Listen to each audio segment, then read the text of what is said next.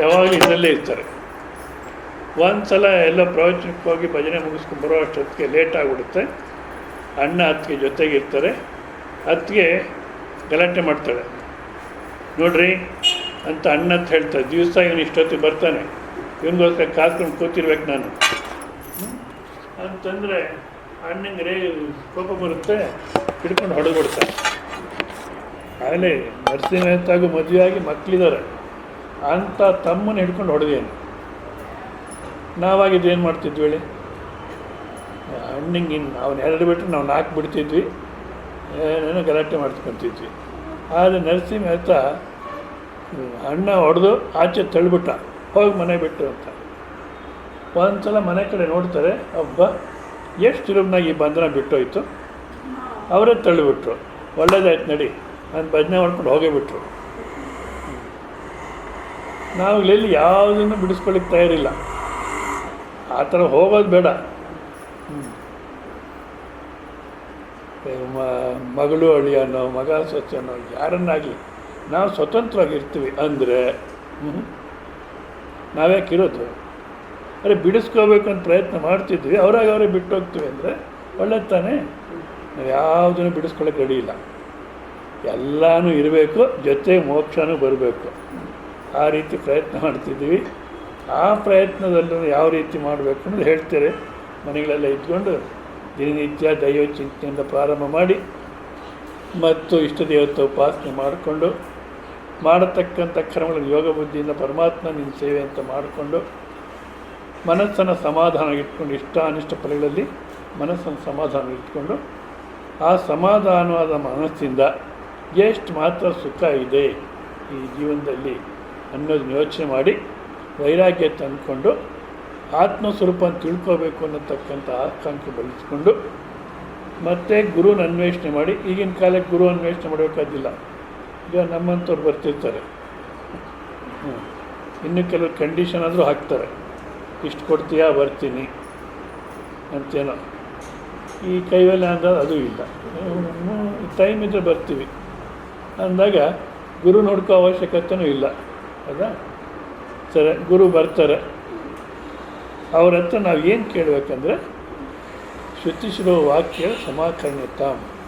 ಶ್ರುತಿಶಿರೋ ವಾಕ್ಯಮ್ಮ ಸ್ವಲ್ಪ ಮುಂದೆ ಕೊಡಮ್ಮ, ನೀನು ಸ್ವಲ್ಪ ಮುಂದೆ ಬಾ, ಸ್ವಲ್ಪ ಜರಿಕೊಳ್ಳಿ.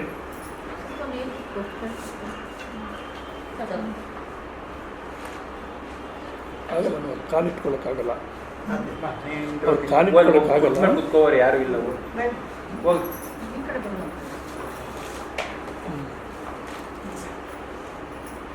ಸರಿ, ಶ್ರುತಿ ವಾಕ್ಯಗಳನ್ನ ಅರ್ಥ ಮಾಡ್ಕೋಬೇಕು. ಇಷ್ಟು ತನಕ ನಾವು ನೋಡಿದ್ರಲ್ಲಿ 2 ರೀತಿ. ಏನು?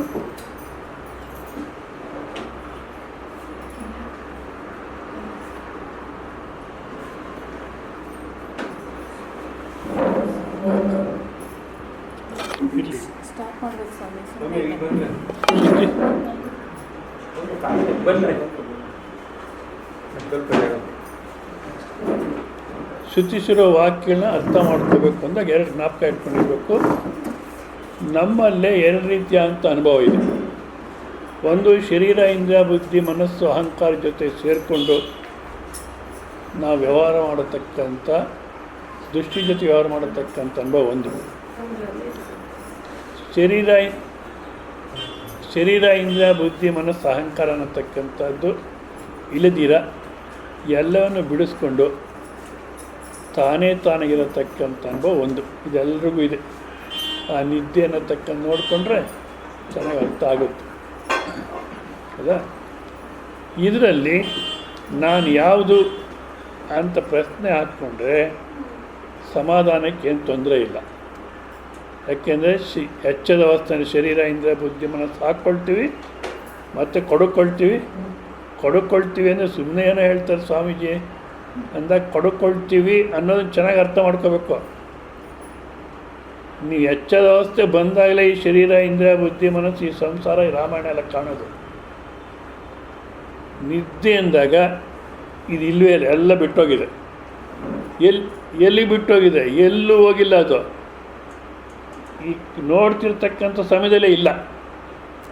ಯಾವ ರೀತಿ ಕನಸಿನಲ್ಲಿ ಪ್ರಪಂಚ ಕಾಣುತ್ತೆಯೋ ಕನಸಿನಲ್ಲೆಲ್ಲ ಸತ್ಯ ಅಂತ ಅನುಭವಿಸ್ತೀವಿ, ಅದು ನಿಜವಾದ ಸತ್ಯವಾಗಿತ್ತು ಅದು.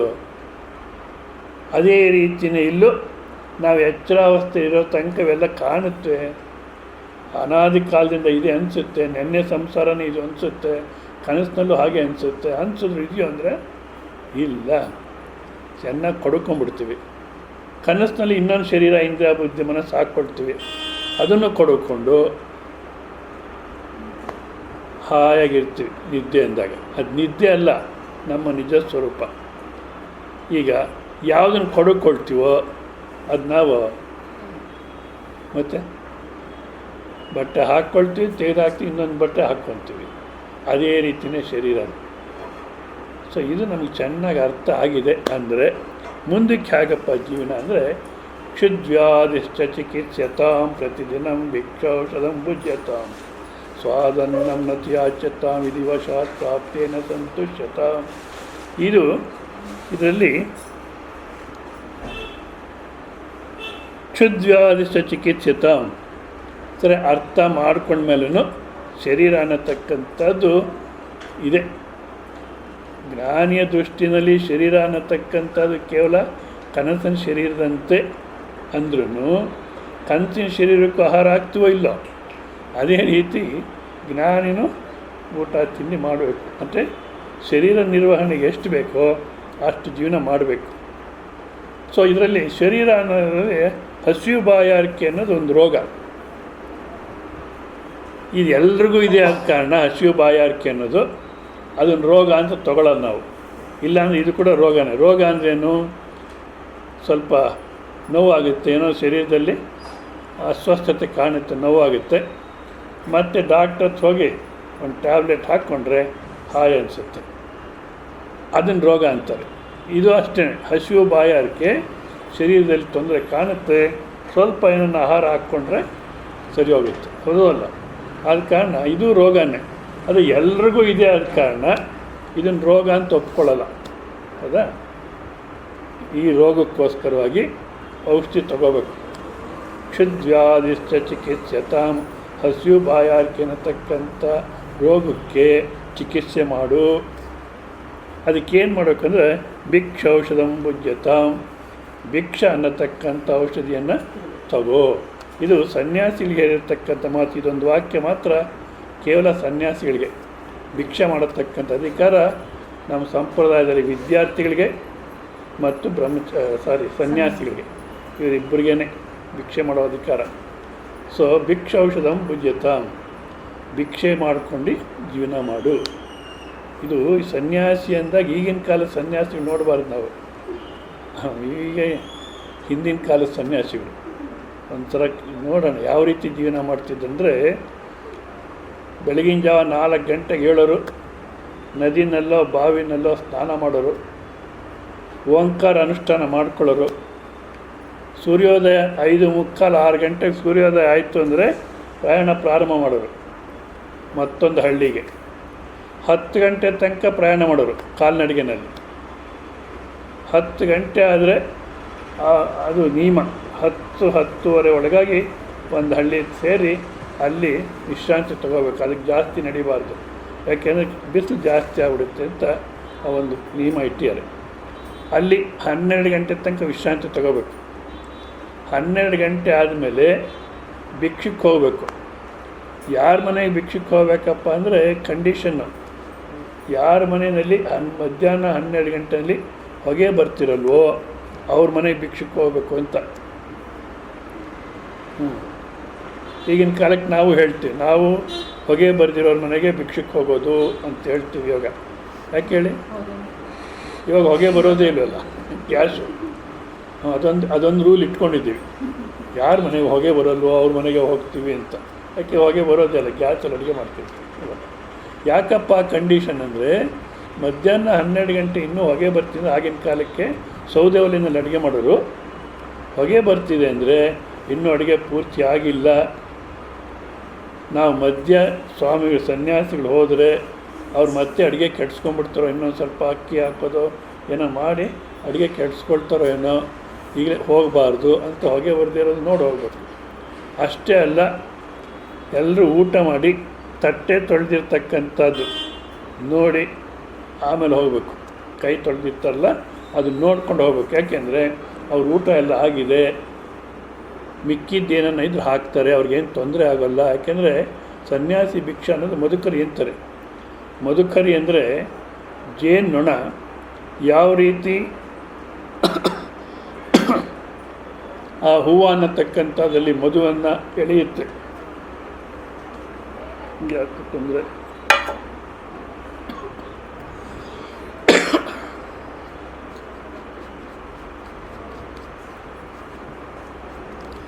ಸಾರಿ, ಮಧ್ಯ ಡಿಸ್ಟರ್ಬೆನ್ಸ್ ಮಾಡಬಾರ್ದು.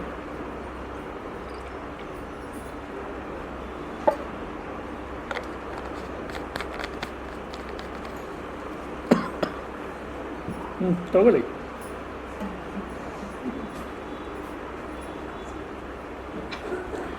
ನಮ್ಮ ಅಭ್ಯಾಸ ನಿಮಗೆ ಬರದೇ ಇದ್ರು ನಿಮ್ಮ ಅಭ್ಯಾಸ ನಮಗೆ ಬಂದ್ಬಿಡುತ್ತೆ.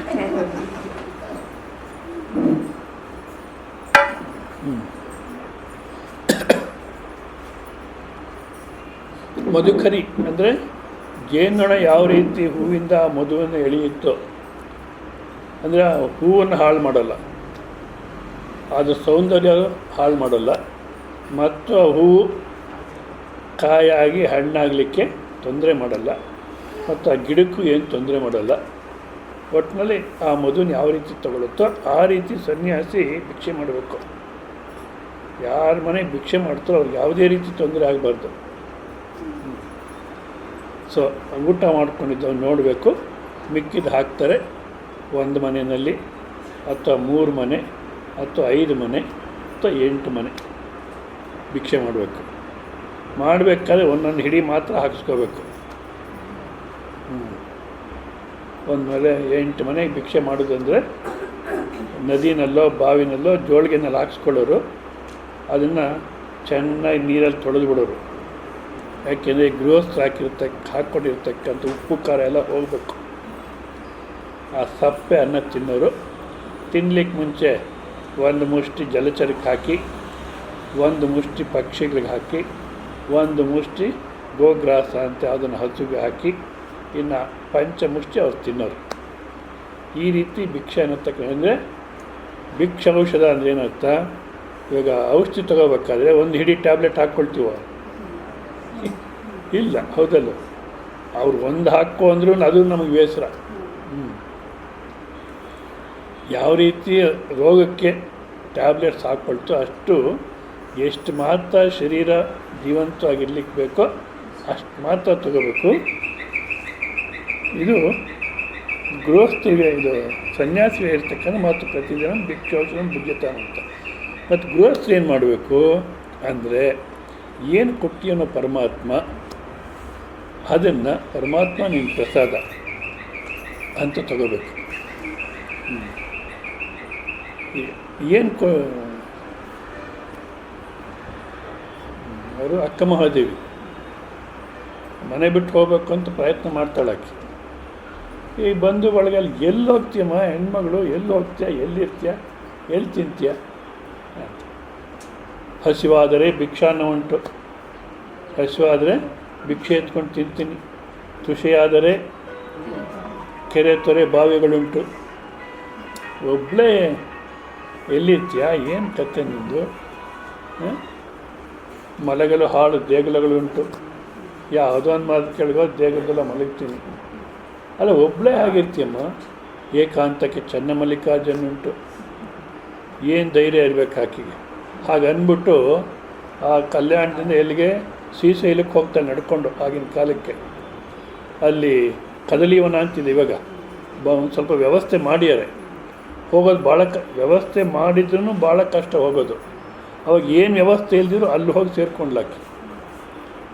ಸೇರಿಕೊಂಡು ತನ್ನ ಜೀವನನ ಸಾರ್ಥಕ ಮಾಡಿಕೊಂಡು ತಿಟ್ಕೊಂಡು. ನಮಗೇನು ಆ ಪರಿಸ್ಥಿತಿ ಇಲ್ಲ. ನಮ್ಮ ಪರಿಸ್ಥಿತಿ ಏನಿದೆ? ಹಸಿವಾದರೆ ಮೃಷ್ಟಾನ್ನ ಉಂಟು. ಎಲ್ಲಿನ ತನಕ? ಈ ಯಾವುದು, ಈ ಪಾನಿಪುರಿ, ಗೋಬಿ ಮಂಚೂರಿ, ಇಲ್ಲಿನ ತನಕ ನಮಗಿದೆ. ಹಸಿವಾದರೆ ಗೋಬಿ ಮಂಚೂರಿ ತನಕ ಇದೆ. ತೃಷೆಯಾದರೆ ಕೋಕೋ ಕೋಲಾ, ಪೆಪ್ಸಿ, ಏನೇನೋ ಇದೆಯಲ್ಲ, ಇದಿದೆ. ಮಲಗಲು ಭವ್ಯ ಬಂಗಲೆಯುಂಟು. ಹೌದಾ? ಏಕಾಂತಕ್ಕೆ ಬಂಧು ಬಳಗ ಉಂಟು. ಇಷ್ಟೆಲ್ಲ ಇದ್ದು ನಾವು ಓಡಾಡ್ತೀವಿ. ಇನ್ನು ಹಾಗಿದ್ದು ಚೆನ್ನಾಗಿರುತ್ತೆ, ಹೀಗಿದ್ದು ಚೆನ್ನಾಗಿರುತ್ತೆ. ಅದಕ್ಕೆ ಗೃಹಸ್ಥಿ ಒಂದಲ್ಲಿ ಇದ್ದು ಆ ಜ್ಞಾನ ಅನ್ನೋದು ಅರ್ಥ ಆಗಿದೆ ಅಂದರೆ, ಅಥವಾ ಇದಕ್ಕೋಸ್ಕರ ಪ್ರಯತ್ನ ಮಾಡ್ತಿದ್ದೀವಿ ಅಂದರೆ ಏನಿದೆಯೋ ಅಷ್ಟು ಸಾಕು. ಎಷ್ಟಿದ್ರೆ ಅಷ್ಟು ಸಾಕು. ಇನ್ನು ಬೇರೆ ಆಸೆ ಮಾಡೋದು ಬೇಡ. ಅಲ್ಲೊಂದು ರೂಮ್ ಕಟ್ಟಿಸ್ಬೇಕು, ಇಲ್ಲ ಇರೋದು ಸಾಕು. ಅಲ್ಲ ಸ್ವಾಮೀಜಿ, ನೋಡಿ ಅವ್ರು ಕಟ್ಟಿಸೋದು, ನಾವು ಹೀಗೆ ಇದ್ದರೆ ಚೆನ್ನಾಗಿರುತ್ತೆ. ನಿನ್ನೆ ಸಾಯಂಕಾಲ ಹೇಳ್ತಿದ್ದೆ ನಾನು, ಮಲಗಿಸ್ಬೇಕಾದೆಲ್ಲ ನಾನು ಬೇರೆಯವ್ರಿಗೋಸ್ಕರ ಜೀವನ ಮಾಡ್ತೀವಿ ನಾವು. ನೋಡಿ ಅವ್ರು ಎಷ್ಟು ಚೆನ್ನಾಗಿ ಮನೆಯನ್ನು ಆಲ್ಟ್ರೇಷನ್ ಮಾಡಿಕೊಂಡ್ರು. ನಾವು ಹೀಗೆ ಇದ್ದರೆ ಅವ್ರದ್ದು ಹುಚ್ಚೇನ ಅವ್ರು ಮಾಡಿಕೊಂಡ್ರು, ನಿನಗೆ ಬೇಕಾಗಿ ಅದು ಅವಶ್ಯಕತೆ ಇದೆಯಾ? ಅದ ಕಾರಣ ಎಷ್ಟಿದ್ರು ಅಷ್ಟಲ್ಲಿ ಇರಬೇಕಂದ್ರೆ, ನಾನು ಹೇಳಿದ ಅನುಷ್ಠಾನ ಉಂಟು, ಎಲ್ಲ ಇದೆ ನಮಗೆ. ಆದರೂ ಇನ್ನೂ ಏನೋ ಆಸೆಗಳು ಅಲ್ಲ. ಯಾವ ರೀತಿ ಇರಬೇಕಂದ್ರೆ, ಗಂಡ ಹೆಂಡತಿ ಇಬ್ಬರು ಇರ್ತಾರಂತೆ, ಭಾಳ ಬಡತನ, ತಿನ್ನಲಿಕ್ಕೆ ಇಲ್ಲ. ಅದಕ್ಕೆ ಒಂದು ಸಲ ಆಕೆ ಹೇಳ್ತಾಳೆ, ಏನ್ರಿ ನಮ್ಮ ಬಂಧು ಬಳಗ ಯಾರೂ ಸಹಾಯ ಮಾಡಲ್ಲ, ನಿಮ್ಮ ಬಂಧು ಬಳಗ ಯಾರನ್ನ ಇದ್ದರೆ ಹೋಗೋಣ, ಯಾರನ್ನ ಇದ್ದರೆ ಹೇಳಿ, ಅಲ್ಲಿ ಅವ್ರ ಹತ್ರ ಹೋಗೋಣ, ಏನಾದರೂ ಒಂದು ಸ್ವಲ್ಪ ಇಸ್ಕೊಂಬರೋಣ, ಇಲ್ಲ ಅಲ್ಲೇ ಏನಾದ್ರು ಕೊಟ್ಟರು ತಿನ್ನೋಣ ಅಂತ. ನಮ್ಮ ಬಂಧು ಬಳಗನೂ ಯಾರಿಲ್ಲ, ಅದೇ ಒಬ್ಬನೇ ಒಬ್ಬ ಇದ್ದಾನೆ, ಬೇಕಾದ್ರೆ ಅಲ್ಲಿಗೆ ಹೋಗೋಣ ಅಂತಾರೆ. ಎಲ್ಲಿಗೆ ಹೋಗೋಣ? ಪೂರಿ ಜಗನ್ನಾಥ್, ಅವನೊಬ್ಬನೇ ನಾವು ಬಂದು ಇರೋದು. ಸೊ ಪೂರಿ ಜಗನ್ನಾಥ್ ಹತ್ರ ಹೋಗೋಣ ಅಂತ ಪೂರಿಗೆ ಹೋಗ್ತಾರೆ. ಪೂರಿಗೆ ಹೋದರೆ ಅಲ್ಲಿ ದೇವಸ್ಥಾನದಲ್ಲಿ ಇವಾಗಲೂ ಒಂದು ಪ್ರೊಸೀಜರ್ ಇದೆ. 700 ಮಡಿಕೆನಲ್ಲಿ ಪ್ರಸಾದ ಮಾಡ್ತಾರೆ ಅವರು. ಅಂದರೆ ಒಂದು ಮಡಿಕೆನಲ್ಲಿ ಪ್ರಸಾದಕ್ಕೆ ಇಟ್ಟರೆ ಅದೇನು 7 ಸ್ಟೆಪ್ ಏನೋ ಇರುತ್ತೆ. ಅಂಥದ್ದು 100 ಮಡಿಕೆಯನ್ನು 700 ಮಡಿಕೆನಲ್ಲಿ ಮಾಡ್ತಾರೆ. ಅದಾದಮೇಲೆ ಆ ಪ್ರಸಾದನ ಹೊರಗಡೆ ಕೊಟ್ಬಿಡ್ತಾರೆ ಜನಗಳಿಗೆ. ಅಲ್ಲಿ ಎಂಜಲು ಮುಸ್ರೆ ಅನ್ನೋದಿಲ್ಲ, ಎಲ್ಲ ಒಟ್ಟಿಗೆ ಕೂತ್ಕೊಂಡು ತಿನ್ನಬೇಕು, ಸರ್ವ ಜಗನ್ನಾಥ್ ಅಂತ. ಸರಿ, ಆ ಥರ ಕೊಟ್ಬಿಟ್ಟು ಆಮೇಲೆ ಅಡುಗೆ ಮನೆ ತೊಳಿತಾರೆ. ತೊಳೆದ್ರೆ ಆ ಪ್ರಸಾದದ್ದು ಆ ಕಾಲುವೆನಲ್ಲಿ ಹೋಗ್ತಾ ಇರುತ್ತೆ. ಇವರಿಬ್ಬರು ಗಂಡ ಹೆಂಡತಿ ಹೋಗ್ತಾರಲ್ಲ, ಆ ಕಾಲುವೆನಲ್ಲಿ ಪ್ರಸಾದ ಬರ್ತಿರೋದನ್ನು ನೋಡಿಬಿಟ್ಟು ಅದನ್ನು ತಿಂತಾರೆ. ತಿಂದು, ನೋಡ್ರಿ ನಾವಿಲ್ಲಿ ಬರೋ ಅಷ್ಟೊತ್ತಿಗೆ ಜಗನ್ನಾಥ ಎಷ್ಟು ಚೆನ್ನಾಗಿ ವ್ಯವಸ್ಥೆ ಮಾಡಿಯಾನಿ, ನಾವು ಬರೋ ಅಷ್ಟೊತ್ತು ಸರಿಯಾಗಿ ಪ್ರಸಾದ ಕಾಲುವಿನಲ್ಲಿ ಬರೋ ಥರ ಮಾಡಿಯಾನಿ ಅಂತ ಸಂತೋಷನ ತಿಂತಾರೆ. ನಾವಾದರೆ ಬೊಡ್ಕ ಜಗನ್ನಾಥ್ಗೆ ಹೋದ್ರೂ ಅಷ್ಟೇ, ಎಲ್ಲೋದ್ರೂ ಅಷ್ಟೇ, ನಮ್ಮ ಪರಿಸ್ಥಿತಿ ಇಷ್ಟೇ ಅಂತೀವಿ. ಏನಿದೆ ಅದರ ಸಂತೃಪ್ತಿ ಇರಬೇಕು. ಶೈವ ಸಿದ್ಧಾಂತದಲ್ಲಿ ಆಯ್ದಕ್ಕಿ ಮಾರಯ್ಯ, ಆಯ್ದಕ್ಕಿ ಲಕ್ಕವ ಅಂತ ಬರ್ತಾರೆ. ರಾಜರಾಗಿರ್ತಾರೆ ಕಾಶ್ಮೀರದಲ್ಲಿ. ಬಸವಣ್ಣವ್ರನ್ನ ನೋಡಿ ಬಂದ್ಬಿಡ್ತಾರೆ, ಎಲ್ಲ ಬಿಟ್ಟು ಬರ್ತಾರೆ. ಇಲ್ಲಿ ಬಸವಣ್ಣವ್ರ ಹತ್ರ ಸೇವೆ ಮಾಡ್ಕೊಂಡಿರ್ತಾರೆ. ಆ ಸೇವೆ ಮಾಡ್ಕೊಂಡಿರೋದ್ರಲ್ಲಿ ಅಲ್ಲಿ 1000 ಜನಕ್ಕೆ ಅನ್ನದಾಸೋಹ ನಡೀತಾ ಇರುತ್ತೆ, ಅನ್ನದಾನ. ಅಲ್ಲಿ ಹೋಗಿ ಊಟ ಮಾಡಲ್ಲ ಅವರು. ಮತ್ತೇನು ಮಾಡ್ತಾರೆ, ಅಡುಗೆ ಮನೆಯಲ್ಲಿ ಅಕ್ಕಿ ಬೇಳೆ ಏನಾರ ಬಿದ್ದಿದ್ರೆ ಅದನ್ನು ಆರಿಸ್ಕೊಂಬಂದು ಅಡುಗೆ ಮಾಡ್ಕೊಂಡು ತಿಂತಾರೆ ಇಬ್ಬರು, ಎಷ್ಟು ಸಿಕ್ಕಿದ್ರೆ ಅಷ್ಟು. ಒಂದು ದಿವಸ ಅದು ಯಾಕೋ ಏನೋ ಒಟ್ಟಿನಲ್ಲಿ ಒಂದು 10-15 kg ಸಿಗುತ್ತಂತೆ ಅಕ್ಕಿ. ಮಾರಯ್ಯ ಎಲ್ಲನೂ ಹೊತ್ಕೊಂಬರ್ತಾರೆ. ನಾನು ಹೇಳ್ತಿರ್ತೀನಿ, ಒಂದು ವೇಳೆ ಆ ರೀತಿ ತೊಗೊಂಬಂದ್ರು ಅಂತ ಇಟ್ಕೊಳ್ಳೆ, ಏನು ಮಾಡ್ತಾರೆ ನೀವುಗಳೆಲ್ಲ? ಸದ್ಯ ನಮ್ಮ ಯಜಮಾನ್ರಿಗೆ ಇವತ್ತನ ಬುದ್ಧಿ ಬಂತು, ಒದ್ಲಾಡ್ತಿದ್ವಿ, ಹಾಗೆ ಒಂದು 15-20 kg ತಂದಿದ್ದಾರೆ, ಇನ್ನೊಂದು 10-15 ದಿವಸ ಚೆನ್ನಾಗಿರ್ಬೋದು ಅಂತ ಎಲ್ಲ ಒಳಗಡೆ ಇಟ್ಕೊಳ್ತಾ ಇದ್ವಿ. ಆದರೆ ಆಕೆ ಹೇಳ್ತಾರಲ್ಲ, ಅಕ್ಕವ ಈ ಅಕ್ಕಿ ಆಸೆ ನಿನಗೆ ಏಕೆ, ಇಷ್ಟೊಂದು ಅಕ್ಕಿ ಆಸೆ ನಿಂಗೆ ಯಾಕೆ ಬಂತು? ಆಸೆ ಎಂಬುದು ಶಿವಭಕ್ತರಿಗುಂಟೆ ಅಯ್ಯ, ಆಸೆ ಅನ್ನತಕ್ಕಂಥದ್ದು ಶಿವಭಕ್ತರಿಗಿರುತ್ತೆಯಾ? ಸ್ವಲ್ಪ ಕೋಪ ಮಾಡಿಕೊಂಡೇನು, ರೋಷ ಎಂಬುದು ಯಮಭಟರಿಗಲ್ಲದೆ ಶಿವಭಕ್ತರಿಗುಂಟೆ ಅಯ್ಯ. ಕೋಪ ಮಾಡ್ಕೊಳ್ತಾ ಇದೆಯಾ? ಯಮಭಟ್ರಾದ ಕೋಪ, ಶಿವಭಕ್ತರ ಕೋಪನ. ಇಷ್ಟೊಂದು ಅಕ್ಕಿ ಆಸೆ ನಿನಗೆ ಏಕೆ, ಈ ಅಕ್ಕಿ ಆಸೆ ನಿನಗೆ ಯಾಕೆ ಬಂತು? ಅಮರೇಶ ಲಿಂಗಕ್ಕೆ ನೀನು ಬಹಳ ದೂರವಾದೆ, ಆ ದೇವರಿಗೆ ಭಾಳ ದೂರ ಆಗ್ಬಿಟ್ಟು. ಒಂದು ಆಸೆ ಬಂತು ಅಂದರೆ ದೂರ ಆಗ್ಬಿಡ್ತೀವಿ ದೇವರಿಗೆ. ನಮ್ಮಿಂದ ನಾವು ದೂರ ಆಗ್ತೀವಿ, ನಮ್ಮಿಂದ ನಾವು ದೂರ ಆಗ್ತೀವಿ ಅಂದರೆ ಒಂದೇ, ದೇವ್ರಿಗೆ ದೂರ ಆಗ್ತೀವಿ ಅಂದ್ರೆ ಒಂದೇ. ಆದ ಕಾರಣ ಇಲ್ಲಿ ಸನ್ಯಾಸಿಗಳಾದರೆ ಭಿಕ್ಷೆ ಬಿಟ್ಕೊಂಡು ತಿನ್ನಬೇಕು, ಗೃಹಸ್ಥರಾದರೆ ಏನಿದೆಯೋ ಅಷ್ಟರಲ್ಲೇ ತೃಪ್ತಿಯಾಗಿರಬೇಕು. ಪ್ರತಿದಿನ ಭಿಕ್ಷೌಷಧ ಭುಜ್ಯತಾಂ ಸ್ವಾದ್ವನ್ನಂ ನತು ಯಾಚತೆ. ಇದೆ ಆ ಭಿಕ್ಷೌಷಧ ಅನ್ನೋದನ್ನು ಬಿಟ್ಟರೆ ಮಿಕ್ನಾದ ಗೃಹಸ್ಥರಿಗೂ ಒಂದೇ, ಸನ್ಯಾಸಿಗಳಿಗೂ ಒಂದೇ. ಹಸಿವು ಬಾಯಾರಿಕೆ ಅನ್ನತಕ್ಕಂಥದ್ದಕ್ಕೆ ಔಷಧಿ ತಗೋ, ಏನು ಪರಮಾತ್ಮ ಕೊಟ್ಟಿನ ಅಷ್ಟರಲ್ಲಿ ತೃಪ್ತಿಯಾಗಿರು. ಸ್ವಾದ್ವನ್ನಂ ನತು ಯಾಚತಾಂ, ರುಚಿ ರುಚಿಯಾಗಿ ಬಯಸಬೇಡ. ವಿಧಿ ವಶಾತ್ ಪ್ರಾಪ್ತೇನ ಸಂತುಷ್ಯತಾಂ, ವಿಧಿ ಪ್ರಕಾರ ನಿಜವಾಗ್ಲೂ ನಮ್ಗೆ ಎಷ್ಟು ಪ್ರಾಪ್ತಿ ಇದೆಯೋ ಅಷ್ಟನ್ನೇ ಅನುಭವಿಸ್ಲಿಕ್ಕೆ ಸಾಧ್ಯ ಹೊರತು ಇಲ್ಲದಿದ್ರೆ ಸಾಧ್ಯ ಇಲ್ಲ. ನಮ್ಮನ್ನು ಹೇಳಿದ ಯಾರು, ಭಾರತಿ ವಿಷ್ಣುವರ್ಧನ್, ಎಷ್ಟು 3-4 ಇನ್ಸಿಡೆಂಟ್ ಕೋಟ್ ಮಾಡ್ತಾರೆ ಅವರು. ಇಬ್ಬರ ಹತ್ರ 3 ಲಕ್ಷ 4 ಲಕ್ಷ ಕ್ಯಾಶ್ ಇದೆ, ಎಲ್ಲ ಬೆಳಗಾವಿಯಿಂದ ಹುಬ್ಳಿಗೂ ಎಲ್ಲ ಬರ್ತಾಯಿದ್ದಾರೆ, ಮಧ್ಯೆ ಯಾವ ಡಾಬಾನೂ ತೆಗೆದಿಲ್ಲ. ಇವಾಗ ಆ ದುಡ್ಡೇ ತಿನ್ನೋಕ್ಕಾಗುತ್ತೆ ಇಲ್ಲ. ಮತ್ತು ಹುಬ್ಳಿಗೆ ಬಂದು ಅವನು ಯಾವನೋ ಪೆಟ್ಟಿಗೆ ಅಂಗಡಿ ಅಂತ ತೆಕ್ಕೊಂಡು ಏನಂತೆ ಅಲ್ಲಿ ಒಣಗಿದ್ದು ಬಂದಿದ್ದರೆ ಅದನ್ನು ತೊಗೊಂಡು ತಿಂದಿದ್ದಾರೆ. ಮೊದಲನೇ ದಿವಸ ಮದುವೆ ಆಗಿಬಿಟ್ಟು ರಿಸೆಪ್ಷನ್ ನಡೀತು ಹೋಟೆಲ್ ಅಶೋಕದಲ್ಲಿ. ಸರಿ, ಎಲ್ಲ ಬಂಧು ಬಳಗ ಎಲ್ಲ ಬಂದು, ಅವ್ರಿಗೇನು ಭಾಳಷ್ಟು ಜನ ಇರ್ತಾರಲ್ಲ ಬಂಧು ಬಳಗ, ಇನ್ನು ಶಿಷ್ಯರು ಭಕ್ತರು ಇರ್ತಾರಲ್ಲ, ಎಲ್ಲ ಬಂದು ಊಟ ಮಾಡ್ಕೊಂಡು ಹೋದರು. ಕೊನೆಗೆ ಇವರಿಬ್ಬರು ಊಟ ಮಾಡಬೇಕಂದ್ರೆ ಏನು ಇಲ್ವೇ ಅಲ್ಲ ಹೋಟ್ಲಲ್ಲಿ, ಖಾಲಿ. ಮ್ಯಾನೇಜರ್ ಹೇಳ್ತಾನೆ ಎಲ್ಲ ಖಾಲಿ ಆಯಿತು, ಎಷ್ಟೊತ್ತು ಕೊಡೋಣ ನಾವು, ಆಗೋಯ್ತು, ಮುಗೀತು ಕತೆ. ಅಂದರೆ ಏನನ್ನು ಕೊಡು ಅಂದರೆ ಒಣಗಿದ ರೊಟ್ಟಿ ಇರುತ್ತಿಲ್ಲ, ಅದನ್ನು ತಂದು ಕೊಡ್ತಾರಂತೆ, ಅದನ್ನು ತಿಂದು ಮಲಗ್ತಾರೆ. ಮತ್ತು ಆಸ್ಟ್ರೇಲಿಯಾಗೆ ಹೋಗ್ತಾರೆ, ಅಲ್ಲಿ 9 ಗಂಟೆ ಅಷ್ಟೊತ್ತಿಗೆ ರೂಮ್ ಬಿಟ್ಟು ಆಚೆ ಹೋಗ್ತಾರಂತೆ, ಸ್ವಲ್ಪ ಚೆನ್ನಾಗಿ ತಿನ್ಕೊಂಬರೋಣ ಅಂತ. ಭಾರತ ದೇಶನ ರಾತ್ರೆಲ್ಲ ತೆಗೆದಿರ್ತಾರೆ ಹೋಟ್ಲುಗಳು, ಬೇರೆ ದೇಶಗಳು ಆ ಥರ ಇಲ್ಲ, ನಿಯಮ. ಆಸ್ಟ್ರೇಲಿಯಾದಲ್ಲಿ 9 ಗಂಟೆ ಅಷ್ಟೊತ್ತಿಗೆ ಎಲ್ಲ ಮುಚ್ಚಿಬಿಡ್ತಾರೆ, ತೆಕ್ಕೊಂಡಿರಲ್ಲ. ಇವ್ರು ಹೋಗ್ತಾರೆ, ಒಂದು ಹೋಟ್ಲು ತೆಗೆದಿಲ್ಲ. ಅಲ್ಲಿ ಯಾವುದೋ ಒಂದು ಹೋಟ್ಲಲ್ಲಿ ಬಾಗಿಲು ಹಾಕಿರ್ತಾರೆ, ಒಳಗಡೆ ಲೈಟ್ ಕಾಣುತ್ತೆ. ಒಳಗಡೆ ಹೋಗಿ ಕೇಳೋಣ ಏನೇನು ಇದೆಯೇನೋ ಅಂತ ತೆಗೆದ್ರೆ ಅವ್ರು ಯಾರೋ ಇಬ್ಬರು ಗಂಡ ಹೆಂಡತಿ ತಿಂತಾ ಇರ್ತಾರೆ ಒಳಗಡೆ. ಅವ್ರದ್ದು ಮುಗಿದಿಲ್ಲ, ಅವ್ರು ಆಚೆ ಎದ್ದೋದು ಬಾಗಿಲು ಹಾಕೋಣ ಅಂತಿದ್ದಾನೆ ಅವನು. ಇವರಿಬ್ಬರು ನೋಡಿ, ಇವ್ರು ಯಾರೋ ಭಾರತ ದೇಶದ ಬಂದಿದ್ದಾರೆ, ಇವ್ರಿಗೆ ರಾತ್ರಿ ಹೊತ್ತು ತಿನ್ನೋದು ಅಭ್ಯಾಸ, ನಿಶಾಚರಿ ಇವರೆಲ್ಲ. ನಿಜವಾಗ್ಲೂ ರಾತ್ರಿ ಹೊತ್ತು ಓಡಾಡೋದು, ರಾತ್ರಿ ಭಾಳ ಲೇಟಾಗಿ ತಿನ್ನೋದು, ಇದೆಲ್ಲ ಯಾರ ಕೆಲಸ? ಇವಾಗ ಗೂಬೆಗಳಿರುತ್ತೆ ಅವ್ರ ಕೆಲಸ. ನಾವುಗಳೆಲ್ಲ ಇವಾಗ ಹಾಗೆ ತಯಾರಾಗಿದ್ದೀವಿ. ಸರಿ, ಅವ್ರು ಕರೆದುಬಿಟ್ಟು ಆ ಎಂಜಲು ತಿಂತಿದ್ರಲ್ಲ ಅದು ಸ್ವಲ್ಪ ಕೊಡ್ತಾರಂತೆ, ಅದನ್ನು ತಿಂದು ಮಲಗ್ತಾರಂತೆ ಹೊತ್ತು.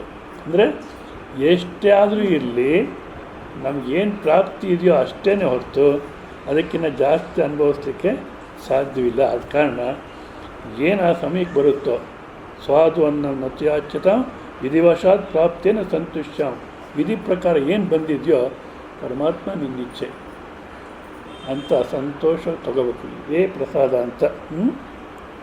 ಶೀತೋಷ್ಣಾದಿ ವಿಷಕ್ಯತಾಂ, ಶೀತ ಉಷ್ಣ ಸುಖ ದುಃಖ ಮಾನ ಅವಮಾನ, ಈ ದ್ವಂದ್ವಗಳು ಏನು ಬಂದರೂ ಸಹಿಸ್ಕೋ. ಯಾವ ರೀತಿ ಅಂತ ಇಷ್ಟು ಮುಂಚೆನೇ ನೋಡಿದ್ವಿ, ಕರ್ಮಯೋಗ ಸಾಧನೆಯಲ್ಲಿ ಪರಮಾತ್ಮ ನಿನ್ನ ಪ್ರಸಾದ, ಇದು ನನ್ನ ಪ್ರಾರಬ್ಧ. ಅಥವಾ ಇವತ್ತೇನು ಬಂದಿದೆಯೋ ಅದು ನಾಳೆಗೆ ಏನಾಗುತ್ತೋ ಇವತ್ತು ನಿಶ್ಚಯ ಮಾಡಲಿಕ್ಕಾಗಲ್ಲ, ನಾಳೆ ಅನುಕೂಲವೇ ಆಗ್ಬೋದು ಅಂತ ಒಪ್ಕೋ. ಅದು ಅಷ್ಟೇ ಅಲ್ಲ, ಜೀವನ ಅಂದರೆ ಹೀಗೆ ಇರುತ್ತೆ. ಶೀತ ಉಷ್ಣ ಸುಖ ದುಃಖ ಮಾನ ಅವಮಾನ ಎಲ್ಲ ಇರೋದೇ ಜೀವನ. ಹೌದಾ? ಇವೆಲ್ಲ ಇಲ್ಲದಿರ ಇರಬೇಕು ಅಂದರೆ ಸಾಧ್ಯವಿಲ್ಲ ಅಂದ್ಬಿಟ್ಟು ಅಷ್ಟೇ ಅಲ್ಲ, ಏನು ನಡೆದರೂ ಅದರಲ್ಲಿ ಅನುಕೂಲವಾದ್ದೇನೋ ಇರುತ್ತೆ. ಆ ಅನುಕೂಲವಾದ್ದನ್ನೇ ನಾನು ಹೇಳಿದ್ನಲ್ಲ, ಹೆಂಡತಿ ತಾನೇ ಬಿಟ್ಟು ಹೋಗ್ತೀನಿ ಅಂದರೆ ಆ ಪಂಡಿತರು ಯಾಕೆ ಒತ್ತಲಾಡಬೇಕು? ಸದ್ಯ ನನ್ನ ಪ್ರಯತ್ನ ಇಲ್ದಿರ ಬಂಧನ ಬಿಟ್ಟೋಯ್ತು ಅಂತ ಆರಾಮಾಗಿರ್ಬೋದಾಗಿತ್ತು. ಸೊ ಈ ರೀತಿ ನಾವು ಮನಸ್ಸನ್ನು ಸಮಾಧಾನ ಇಟ್ಕೋಬೇಕು. ಶೀತೋಷ್ಣಾದ ವಿಷಯತ ನತುರುತ ವಾಕ್ಯಂ ಸಮುಚ್ಚಾರಿತ, ಅನವಶ್ಯಕವಾಗಿ ಯಾವುದೇ ವಿಚಾರದಲ್ಲಿ ಅನವಶ್ಯಕವಾಗಿ ಮಾತುಗಳು ಆಡಬಾರ್ದು, ಮನಸ್ಸನ್ನು ಕೆಡಿಸ್ಕೋಬಾರ್ದು. ಈಗ ನೋಡಿ, ಸಂಜೆ ಆಯಿತು ಅಂದರೆ ಒಂದು ಎಮರ್ಜೆನ್ಸಿ, ಈಗಿನ ಕಾಲಕ್ಕೆ ಎಮರ್ಜೆನ್ಸಿ ಲೈಟು ಅದೆಲ್ಲ ಇರುತ್ತೆ, ಹೌದಾ? ಪೂರ್ವದಲ್ಲಿ ಅವೆಲ್ಲ ಅಂಥದ್ದು ಇರಲಿಲ್ಲ. ನಿಮ್ಗೆ ಅರ್ಥ ಆಗಲಿ ಅಂತ ಹೇಳ್ತೀನಿ. ನಾವು ಬ್ಯಾಂಗ್ಳೂರಲ್ಲಿ ಕೆಲಸದಲ್ಲಿದ್ದಾಗ ಸಂಜೆ ಆಯಿತು ಅಂದರೆ ಒಂದು ಲ್ಯಾಂಪ್ ಇತ್ತು, ಆ ಚಿಮ್ನಿ ಎಲ್ಲ ಒರೆಸಿ ಎಣ್ಣೆ ಹಾಕಿ ಬತ್ತಿ ಸರಿ ಮಾಡಿ ಮತ್ತು ಬೆಂಕಿಪಟ್ಟಣನೂ ಆ ಚಿಮ್ನಿ ಹತ್ತಿರ ಇಟ್ಕೊಂಡು ಕೂಡ್ತಿದ್ದೆ ಓದಲಿಕ್ಕೆ. ಕರೆಂಟ್ ಹೋಯಿತು ತಕ್ಷಣ ಹಚ್ಚಿಬಿಡೋದು ಅಷ್ಟೇ. ಬಟ್ ಅದು ಸಾಮಾನ್ಯವಾಗಿ ಆ ರೀತಿ ಮಾಡಲ್ಲ. ಕರೆಂಟ್ ಹೋದ ತಕ್ಷಣ ಹೋ ಅನ್ನೋದು, ಆಮೇಲೆ ಅಯ್ಯೋ ಅಲ್ಲಿಟ್ಟಿದ್ದೀನಿ ನೋಡು, ಅದು ಲ್ಯಾಂಪು ಇತ್ಲ ಕಡೆಗಿದೆ ಮತ್ತು ಬೆಂಕಿಪಟ್ಟಣ ಇತ್ಲ ಕಡೆ ಇದೆ, ಅಲ್ಲಿ ಹೋಗು ಅಂತಾರೆ. ಆ ಕತ್ತಲ್ಲಿ ಹೋಗ್ತಾರೆ, ಕೈ ಇಡ್ತಾರೆ, ಸಕ್ಕರೆ ಡಬ್ಬ ಕೆಳಗೆ ಬೀಳುತ್ತೆ. ಇದು ಬಂತೆ. ಅಯ್ಯೋ ಈ ಸುಡುಗಾಡಿ ಗೌರ್ಮೆಂಟ್ನವರು ಏನು ವ್ಯವಸ್ಥೆನೂ ಸರಿ ಇಲ್ಲ, ಯಾವಾಗ ಕರೆಂಟ್ ಹೋಗುತ್ತೋ ಏನೋ ಒಂದು ಗೊತ್ತಾಗಲ್ಲ ಅಂತ ಅನವಶ್ಯಕವಾಗಿ ಒದ್ದಾಡೋದು. ಸಾಯಂಕಾಲ ಆಯಿತು, ರೆಡಿ ಮಾಡಿ ಇಟ್ಕೊಂಬಿಡೋಣ. ಯಾಕೆ ಭಾರತ ದೇಶದಲ್ಲಿ ಇಷ್ಟು ವರ್ಷ ನಾವು ಜೀವನ ಮಾಡಿ ಕರೆಂಟ್ ಹೋಗುತ್ತೆ ಯಾವಾಗಂದ್ರೆ ಅವಾಗ ಇದಕ್ಕೇನು ಹೇಳೋರಿಲ್ಲ ಕೇಳೋರಿಲ್ಲ ಅನ್ನೋದು ಅರ್ಥ ಮಾಡ್ಕೋಬೇಕು. ನೋಡು, ಇಂಥ ಒಂದು ಮಗು ಅದೆಲ್ಲ ದುಬೈನಲ್ಲಿದೆ. ದುಬೈನಲ್ಲಿ ನೀರೇ ಇಲ್ಲ ಅವ್ರಿಗೆ, ಎಡಾರಿ ಅಂದರೆ ಏನಂತಪ್ಪ ಕನ್ನಡದಲ್ಲಿ, ಬರೀ ನೀರು ಇಲ್ಲವೇ ಇಲ್ಲ. ಅಂಥದ್ದಲ್ಲೂ ಅದು ಹೇಗೋ ಸಪ್ಲೈ ಮಾಡಿಕೊಂಡು ಕರೆಂಟ್ ಎಲ್ಲ ಎ ಸಿ. ಪ್ರಪಂಚದಲ್ಲಿ ಲಕ್ಸುರಿಯಸ್ ಸಿಟಿ ಅಂದರೆ ಅದೇ ದುಬೈ. ಎಲ್ಲ ಎ ಸಿ, ಮನೆಗಳು A C, school A C, cinema ಹಾಲು, ಆಟೋ, ಕಾರು, ಪ್ರತಿಯೊಂದು. ಯಾಕೆಂದರೆ ಯಾವಾಗಲೂ 40 ಡಿಗ್ರಿ ಮೇಲೆ ಇರುತ್ತೆ ಕ್ಲೈಮೇಟು, ಅವ್ರು ಸಹಿಸೋಕ್ಕಾಗಲ್ಲ. ಅದಕ್ಕೆಲ್ಲನೂ ಎ ಸಿ. ಮನೆ ಬಿಟ್ಟು ಕಾರಲ್ಲಿ ಕೂತ್ಕೊಳ್ಳೋ ತನಕಲ್ಲಿ ಬಿಸಿಲು ಬಿಡೋದು. ಇಂಥ ಒಂದು ಮಗು ಅಲ್ಲಿದೆ, ಬರುತ್ತೆ. ನಾನೊಂದು ಸಲ ಕೇಳಿದೆ, ದುಬೈ ಚೆನ್ನಾಗಿದೆಯೋ ಈ ಅನಂತಪುರ ಚೆನ್ನಾಗಿದೆಯೋ ಭಾರತ ದೇಶ ಚೆನ್ನಾಗಿದೆ ಅಂತ. ಆ ಮಗು ಎಷ್ಟು ಚೆನ್ನಾಗಿ ಹೇಳುತ್ತೆ, ದುಬೈ ದುಬೈ, ಅನಂತಪುರ ಅನಂತಪುರ ಅಂತ. ಅದೇ ಚೆನ್ನಾಗಿದೆ. ಅಲ್ಲಮ್ಮ ನಿಂಗೇನು ಚಾಕ್ಲೇಟ್ ಸಿಗಲ್ವಾ, ಬಿಸ್ಕೆಟ್ ಸಿಗಲ್ವಾ, ಏನು ಸಿಗಲ್ಲ? ಅದೆಲ್ಲ ಸಮಸ್ಯೆ. ನಮಗೆಲ್ಲ ಎ ಸಿಯಲ್ಲಿ ಅಂತ. ಎಲ್ಲ ಎ ಸಿ ಅಂತೀಯ, ಕರೆಂಟ್ ಹೋದ ಏನು ಮಾಡ್ತೀಯ? ಕರೆಂಟ್ ಹೋಗಕ್ಕೆ ಅದೇನು ಭಾರತ ದೇಶವೇ ಅನ್ನುತ್ತ ಮಗು. ಅಷ್ಟೇ ಅಲ್ಲ, ಏನಾಗಿದೆಯಮ್ಮ ಇಲ್ಲಿ ಈ ಕುಕ್ಕಲ್ಲಿ ತೆಗಲಕ್ಕೆ ಸಸ್ತು. ನಾನು ಈ ನಾಯಿಗಳ ಹತ್ರ ಜೀವನ ಮಾಡೋದು ಭಾಳ ಕಷ್ಟ ಆಗಿದೆ. ಯಾಕೆಂದರೆ ರಾತೆಲ್ಲ ಬೊಗಳ್ತಿರುತ್ತೆ, ಅದಕ್ಕೇನು ಕಂಟ್ರೋಲ್ ಇಲ್ಲ. ಮೊನ್ನೆ ಸುಪ್ರೀಂ ಕೋರ್ಟ್ನವ್ರು ಹೇಳಿದ್ದಾರೆ ನಾಯಿಗಳನ್ನ ಕಂಟ್ರೋಲ್ ಮಾಡಬೇಕು ಅಂತ, ಹೈಕೋರ್ಟ್ನವ್ರು ಹೇಳಿದ್ದಾರೆ. ಈ ಗೌರ್ಮೆಂಟ್ನವರು ಜನನೇ ಕಂಟ್ರೋಲ್ ಮಾಡೋಕ್ಕಾಗಲ್ಲ, ತಮ್ಮನ್ನೇ ತಾವು ಕಂಟ್ರೋಲ್ ಮಾಡೋಕ್ಕಾಗಲ್ಲ, ಇನ್ನು ನಾಯಿಗಳನ್ನೆಲ್ಲ ಕಂಟ್ರೋಲ್ ಮಾಡ್ತಾರೆ. ಯಾಕೆ ಹೇಳಿದೆ ಅಂದರೆ, ನಾವು ಕರೆಂಟ್ ಹೋಗುತ್ತೆ ಅಂತ ಗೊತ್ತಿದೆ, ಮುಂಚೆನೇ ರೆಡಿ ಆಗಿಬಿಡಬೇಕು. ಅದು ಬಿಟ್ಟು ವೃಥಾ ವಾಕ್ಯ ಅನವಶ್ಯಕವಾಗಿ ಮನಸ್ಸನ್ನು ಕೆಡಿಸ್ಕೋದು. ಯಾವುದೇ ವಿಚಾರ, ಇದೊಂದು ದೃಷ್ಟ ಅಂತ, ಯಾವುದೇ ವಿಚಾರದಲ್ಲಿ ಸ್ವಲ್ಪ ಜಾಗೃತಿಯಾಗಿದ್ದು ಮುಂಚೆನೇ ತಯಾರಾಗಬೇಕು ಹೊರತು ಅನವಶ್ಯಕವಾದಂಥ ಮಾತುಗಳಿಗೆ ವ್ಯವಹಾರಕ್ಕೆ ಹೋಗಬಾರ್ದು. ಮತ್ತು ವೃಥಾ ವಾಕ್ಯಂ ಸಮುಚ್ಚಾರಿತ ಔದಾಸೀನಮವ್ಯಸಾನ್. ಉದಾಸೀನ ಭಾವನೆ ಇರಬೇಕು ಎಲ್ಲದರಲ್ಲೂ. ಭಾಳಷ್ಟು ಅಂಟ್ಕೊಂಡ್ಬಿಟ್ವಿ ಅಂದರೆ ಒದ್ದಾಡೋದು. ಏನು ಇವಾಗ ಮನೆಗಳಲ್ಲಿ ಯಾರು ಸೋಲ್ಬೇಕು?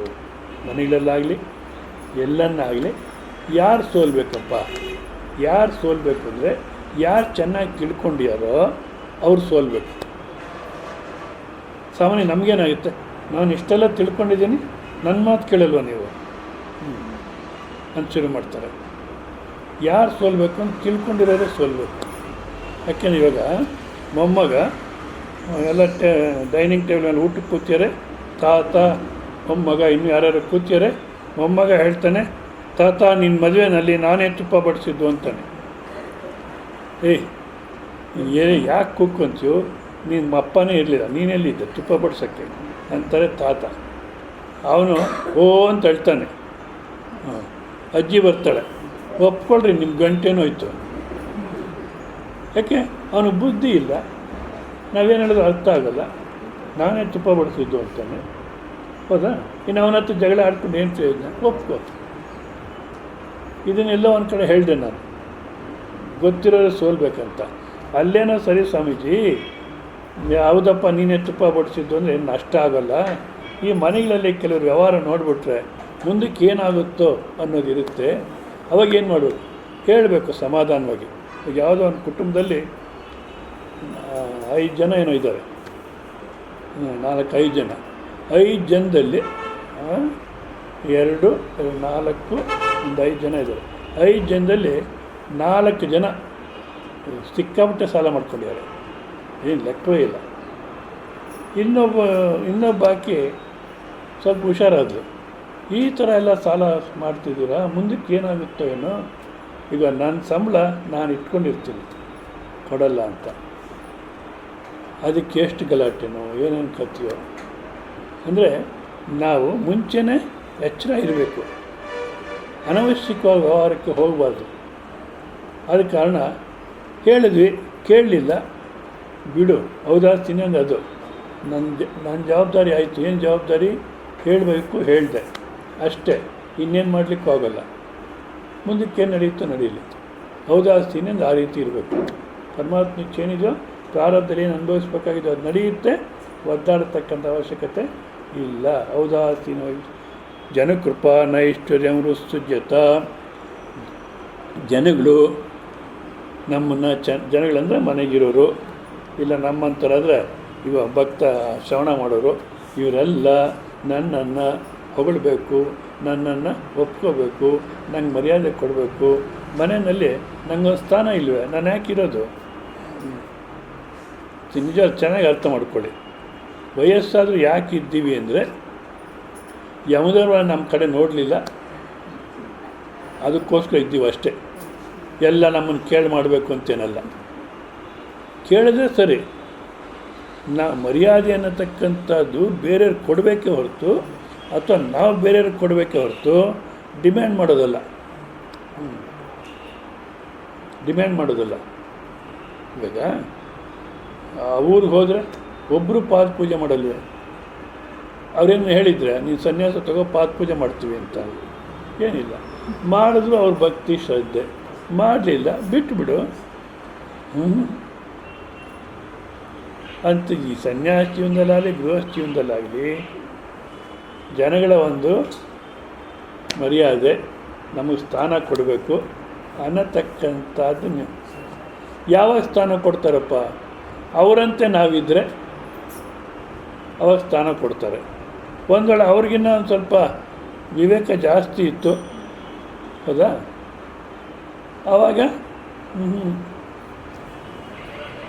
ಅವರಂತೆ ನಾವು ಎಸ್ ಅಂದರೆ ಸರಿ ಅಂತಾರೆ. ಇಲ್ಲ, ಈ ರೀತಿ ಹೋದರೆ ಕಷ್ಟಕ್ಕೆ ಸಿಗಾಕೊಳ್ತೀವಿ. ಮನೆಗಳಲ್ಲಿ ಹೇಳಿದರೆ ಅಯ್ಯೋ ಎಲ್ಲದಕ್ಕೂ ಇವರು ಅಡ್ಡಿ ಬರ್ತಾರೆ ಅಂತಾರೆ. ಈ ರೀತಿ ಇರಬೇಕಾದ್ರೆ ಜನಗಳ ಒಂದು ಕೃಪೆ, ಅವರ ಒಂದು ಮರ್ಯಾದೆ, ಇವನ್ನೆಲ್ಲ ನಿರೀಕ್ಷೆ ಮಾಡಬೇಡ. ನೀನು ಮರ್ಯಾದೆ ಕೊಡು, ಅವ್ರು ಕೊಟ್ಟರೋ ಸರಿ, ಕೊಡದೇ ಇದ್ರೂ ಸರಿ. ಪ್ರೇಮ ಅನ್ನತಕ್ಕಂಥದ್ದು ಸಾಮಾನ್ಯ ಕೆಲವು ಸ್ವಾಮಿಗಳು ಹೇಳ್ತಿದ್ರು, 1 ವೇ ಟ್ರಾಫಿಕ್ ಅಲ್ಲ, 2 ವೇ ಟ್ರಾಫಿಕ್ ಅಂತ. 2 ವೇ ಅಂದರೆ ಅವ್ರು ಪ್ರೀತಿಸಿದ್ರೆ ನಾನು ಪ್ರೀತಿಸ್ತೀನಿ, ಇಲ್ಲ ಅಂದ್ರೆ ಇಲ್ಲ ಅಂತ. ಅದು ವ್ಯಾಪಾರ ಆಯಿತು. ಅವ್ರು ಹೇಗನ್ನ ಇರಲಿ, ಒಟ್ಟಿನಲ್ಲಿ ಅವರಂದ್ರೆ ನನಗೆ ಇಷ್ಟ ಅಷ್ಟೇ. ಅಲ್ಲ, ನಿಮಗೆ ಮರ್ಯಾದೆನ ಕೊಡಲ್ಲ, ಮಾತೇ ಆಡಿಸಲ್ಲ, ನೀವು ಇಷ್ಟೆಲ್ಲ ಸೇವೆ ಮಾಡಿದ್ರು ಕೇರ್ ಮಾಡೋದು. ಅವ್ರು ಏನನ್ನ ಮಾಡ್ಕೊಳ್ಳಿ, ಅವರಂದರೆ ನಂಗೆ ಇಷ್ಟ, ಅವ್ರು ಚೆನ್ನಾಗಿರಬೇಕು ಅಷ್ಟೇ. ಎಷ್ಟು ಮಟ್ಟಿಗೆ ಹೋಗ್ಬೇಕಂದ್ರೆ, ಯಾರೋ ಹೆಂಡ್ತಿನ ಬಿಟ್ಬಿಟ್ಟು ಮತ್ತೊಬ್ಬ ಆಕೆ ಹತ್ರ ಜೀವನ ಮಾಡ್ತಿದ್ದಂತ. ಸರಿ, ಮತ್ತೊಬ್ಬ ಆಕೆ ಹತ್ರ ಜೀವನ ಮಾಡ್ತಿದ್ದು, ಹೆಂಡ್ತಿ ಸುಮ್ಮನಿದ್ಲು, ಏನು ಮಾತಾಡೋಕ್ಕೆ ಹೋಗಲಿಲ್ಲ. ಆದರೆ ಆಕೆ ಒಂದು ಸ್ಟೇಜ್ ಬಂತು, ಇವನಂತೂ ದುಡ್ಡೆಲ್ಲ ಖಾಲಿ ಆಯಿತು, ಇನ್ನು ಇವನೇನು ಪ್ರಯೋಜನ ಅಂತ ಆಚೆ ತಳ್ಳಿಬಿಟ್ರು. ಅಷ್ಟೊತ್ತು ರೋಗಾನೂ ಬಂತು. ಆವಾಗ ಹೆಂಡ್ತಿ ಹೋಗಿ ಬೀದಿನಲ್ಲಿ ಬಿದ್ದಿರೋನ್ನ ಮನೆಗೆ ಕರ್ಕೊಂಬರ್ತಾಳೆ, ಕರ್ಕೊಂಬಂದು ಸೇವೆ ಮಾಡ್ತಾಳೆ. ಇಷ್ಟು ದಿವಸ ಇಲ್ಲ, ಎಲ್ಲೋ ಹೋಗಿದ್ದೆ, ನಾನು ನೋಡಲಿ ಏನನ್ನಲ್ಲ, ಕರ್ಕೊಂಬಂದು ಸೇವೆ ಮಾಡ್ತಾಳೆ. ಸೇವೆ ಮಾಡಿದ್ರೂ ರೋಗ ಮೇಲಾಗಲಿಲ್ಲ, ಇನ್ನೇನು ಸಾಯೋ ಸ್ಥಿತಿ ಬರುತ್ತೆ. ಅವಾಗ ಹೇಳ್ತಾಳೆ, ನೋಡ್ರಿ, ನಿಮಗೇನು ಆಸೆ ಇದ್ದರೆ ಹೇಳಿ, ಸಾಧ್ಯವಾದ ನಾನು ಮಾಡ್ತೀನಿ, ನೀವು ತೃಪ್ತವಾಗಿ ಶರೀರ ಬಿಟ್ಬಿಡಿ. ಕಾಯಿಲೆ ಮೇಲಾದರೆ ಸರಿ, ಇಲ್ಲ ಅಂದರೆ ನಿಮ್ಮ ಮನಸ್ಸಿನಲ್ಲಿ ಏನೋ ಇತ್ತು ಹೇಳಿ ಅಂದರೆ ಅವ್ರು ಹೇಳ್ತಾರೆ, ಒಂದು ಸಲ ಅವಳ ಮುಖ ನೋಡೋಣ ಅನಿಸುತ್ತೆ. ಅರ್ಥವಾಯ್ತೆ? ಇಷ್ಟೆಲ್ಲ ಕರ್ಕೊಂಡು ಸೇವೆ ಮಾಡಿ ಎಲ್ಲ ಮಾಡಿದ್ರೆ ಒಂದು ಸಲ ಆಕೆ ಮುಖ ನೋಡೋಣ ಅನಿಸುತ್ತೆ ಅಂದಾಗ ಏನು ಮಾಡಬೇಕು? ಹೋಗಲ್ಲೇ ಹೋಗು, ನಡಿ ಆಚೆ ಅಂತ ತಳ್ಳಿಬಿಟ್ಟು, ಆಯಿತು ನಾನು ಕರ್ಕೊಂಬರ್ತೀನಿ ಅಂತ ಹೋಗ್ತಾಳೆ. ಅಲ್ಲಿ ಹೋದರೆ ಆಕೆ ಹೇಳ್ತಾಳೆ, ನನಗೇನು ಸಂಬಂಧ, ದುಡ್ಡಿತ್ತು ಆಯಿತು ಎಲ್ಲ, ಇವಾಗೇನು ಸಂಬಂಧ, ನಾನು ಬರೋಲ್ಲ ಅಂತಾಳೆ. ಬಂದು ಹೇಳ್ತಾಳೆ ಆಕೆ ಬರೋಲ್ಲಂತೆ ಅಂತ. ನೋವು ತಿಂತಾನೆ, ಏನೋ ಒಂದು ಸಲ ಆಕೆ ಮುಖ ನೋಡಿ ಪ್ರಾಣ ಹೋದ್ರೆ ಚೆನ್ನಾಗಿರುತ್ತೆ ಅನ್ಸುತ್ತೆ ನನಗೆ ಅಂತ. ಹಾಗಿದ್ಮೇಲೆ ನಾನು ಕೆಲಸ ಮಾಡ್ತೀನಿ, ನೀವೇನು ನೋವು ತಿನ್ನಬೇಡಿ, ನಿಮಗೆ ಆಕೆ ದರ್ಶನ ಮಾಡಿಸ್ಕೊಂಡು ಬರ್ತೀನಿ ಅಂತ ಹೆಗಲ ಮೇಲೆ ಹಾಕ್ಕೊಂಡು ಹೋಗ್ತಾಳೆ. ಹೆಗಲ ಮೇಲೆ ಹಾಕ್ಕೊಂಡು ಹೋಗಿ ದರ್ಶನ ಮಾಡಿಸ್ಕೊಂಡು ಬರ್ತಾಳೆ, ಪ್ರಾಣ ಹೋಗುತ್ತೆ. ಈ ರೀತಿ ಪ್ರೇಮದಲ್ಲಿ ಇರಬೇಕು ಗೃಹಸ್ಥ ಜೀವನದಲ್ಲಿ ಇರೋದಾದರೆ. ನಾವೇನು ಮಾಡ್ತೀವಿ, ಮೋಹದಲ್ಲಿ ಇದ್ದೀವಿ. ಮೋಹದಲ್ಲಿ ಅಂದರೆ ನಂದು, ನನ್ನವರು, ನನಗೋಸ್ಕರ ಇರಬೇಕು, ನಂಗೆ ಸೇವೆ ಮಾಡಬೇಕು. ಈ ಎಲ್ಲರ ಮನೆಯಲ್ಲಿ ಇದೇ ಥರನೇ ಡಿಮ್ಯಾಂಡ್ ಮಾಡಿದರೆ ಈ ನಾನು ಕುರುಕ್ಷೇತ್ರ ಆಗುತ್ತೆ, ಧರ್ಮಕ್ಷೇತ್ರ ಆಗುತ್ತಾ? ನಿಜವಾದ ಗೃಹಸ್ಥ ಜೀವನದಲ್ಲಿ ಯಾವ ರೀತಿ ಇರಬೇಕು, ನಾನೇನು ಮಾಡಬಲ್ಲೆ, ಇವನ್ನೆಲ್ಲ ಸಂತೋಷವಿಡಬೇಕಾದ್ರೆ ನಾನೇನು ಮಾಡಬಲ್ಲೆ, ನಾನೇನು ಸೇವೆ ಮಾಡಬಲ್ಲೆ, ನಾನೇನು ತ್ಯಾಗ ಮಾಡಬಲ್ಲೆ, ಅದು ಪ್ರೇಮ. ಅದಕ್ಕೋಸ್ಕರ ಜನಗಳ ಒಂದು ನಿಷ್ಠೂರ ಆಗಲಿ, ಅವ್ರ ಕೃಪೆ ಆಗಲಿ, ಅದನ್ನೇನು ನಿರೀಕ್ಷೆ ಮಾಡಬೇಡ. ನೀನು ನಿಷ್ಠೆಯಿಂದ ಇರಲಿಕ್ಕೆ ಪ್ರಯತ್ನ ಮಾಡು. ಜನಕೃಪಾ ನೈಷ್ಠುರ್ಯ ಮುತ್ಸುಜ್ಯತ. ಮತ್ತು ಮುಂದಿನ ಒಂದು ಶ್ಲೋಕದಲ್ಲಿ ಕೊನೆಯ ಒಂದು ಶ್ಲೋಕ, ಏಕಾಂತೆ ಸುಖಮಾಸ್ಯತಾಂ ಪರತರೆ ಚೇತಃ ಸಮಾಧೀಯತಾಂ ಪೂರ್ಣಾತ್ಮ ಸುಸಮೀಕ್ಷತಾಂ ಜಗದಿದಂ ತದ್ಬಾಧಿತಂ ದೃಶ್ಯತಾಂ ಪ್ರಾಕರ್ಮ ಪ್ರವಿಲಾಪ್ಯತಾಂ ಚಿತಿಬಲಾತ್ ನಾಪ್ಯುತ್ತರೈಃ ಶಿಷ್ಯತಾಂ ಪ್ರಾರಬ್ಧಂ ತಿಹ ಭುಜ್ಯತಾಂ ಅಥ ಪರಬ್ರಹ್ಮಾತ್ಮನಾ ಸ್ಥೀಯತಾಂ. ಇಲ್ಲಿ ಸನ್ಯಾಸಿಗಳು ಅಥವಾ ಗೃಹಸ್ಥ ಜೀವನದಲ್ಲಿದ್ದರೆ ಜ್ಞಾನ ಅನ್ನತಕ್ಕಂಥ ಇಬ್ಬರಿಗೂ ಒಂದೇನೆ, ಅದರಲ್ಲೇನು ವ್ಯತ್ಯಾಸ ಇರೋಲ್ಲ. ನಾನೇ ಆ ನಿರ್ವಿಕಾರ ಪರಬ್ರಹ್ಮ ಸ್ವರೂಪ, ಆನಂದ ಸ್ವರೂಪ ಅನ್ನತಕ್ಕಂಥ ಗೃಹಸ್ಥ ಜೀವನದಲ್ಲಿದ್ದರೂ ಅನುಭವಕ್ಕೆ ಬರುತ್ತೆ, ಸನ್ಯಾಸ ಜೀವನದಲ್ಲಿದ್ರೂ ಅನುಭವಕ್ಕೆ ಬರುತ್ತೆ.